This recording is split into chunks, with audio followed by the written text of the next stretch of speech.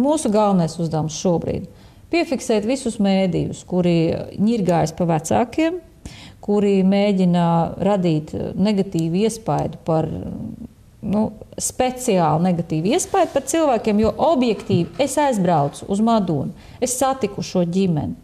Objektīvi. Man ir objektīvs skatījums. Es ar viņiem 2 stundas nosēdēju bārītiesas sēdē. Es klausījos viņu jautājumus, klausījos viņu atbildes. Šie cilvēki ir pelnījuši atbalstu.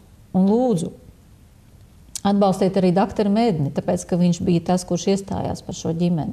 Pirmais, kurš vispār pacēla balsi, un pirmais, kurš pievērs uzmanību šim kliedzošiem notikumam.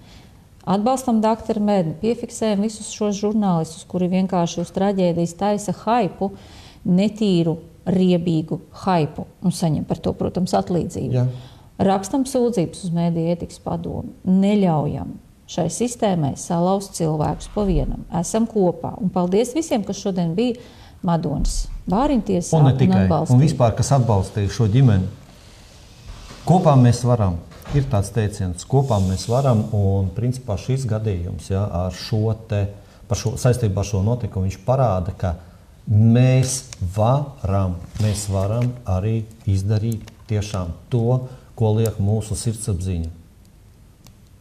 Mēs varam nostāties pretī sistēmai, un mēs varam uzvarēt.